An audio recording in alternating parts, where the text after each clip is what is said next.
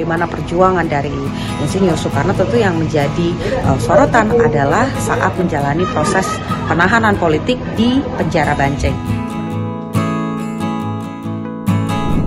Saudara, salah satu yang menarik dari Istana Negara kemarin adalah statement dari Presiden Joko Widodo yang mengingatkan kepada publik bahwa Presiden Soekarno ini berperan sangat penting pada kemerdekaan Indonesia dan juga bangsa Indonesia. Salah satu poin yang disampaikan juga berkaitan tentang bagaimana sebetulnya meski sempat dijadikan tahanan politik di era Hindia Belanda, Presiden Soekarno atau Insinyur Soekarno, Bung Karno ini bukanlah pengkhianat bangsa. Dan saat ini kalau kita berbicara soal perjalanan bagaimana perjuangan dari Insinyur Soekarno, tentu yang menjadi sorotan adalah saat menjalani proses penahanan politik di penjara Banceng.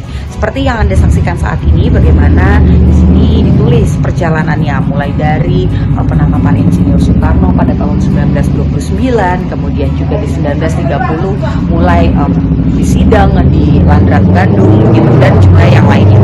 Satu hal lagi yang menarik adalah di situs sejarah yang saat ini saya berada saat ini adalah bentuk dari penjara ataupun juga ruangan yang digunakan ataupun juga ditempati oleh Bung Karno pada saat itu.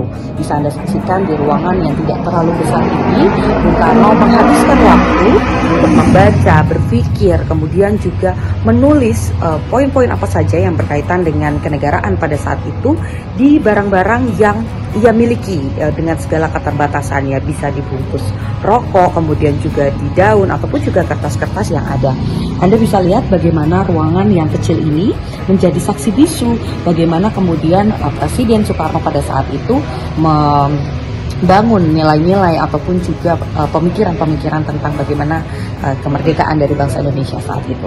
Saya akan menunjukkan sedikit, ada tempat tidur yang ukuran juga tidak terlalu besar, kemudian ada kertas-kertas yang merupakan bacaan-bacaan Bung Karno pada saat itu, dan ini juga ruangan yang tidak diubah sama sekali sampai dengan tahun 2022. Jadi satu hal yang kemudian bisa kita cermati ataupun juga kita tarik nilainya yang tidak bisa kita lupakan dari Bung Karno adalah tentu saja bagaimana kita sebagai anak bangsa ini juga bisa berpotensi ataupun juga berkolaborasi dan menunjukkan untuk bisa menjadikan Indonesia sebagai negara yang merdeka dan tentu saja harum namanya di kancah internasional. Ini Putu Trisnanda, Bandung, Kompas TV.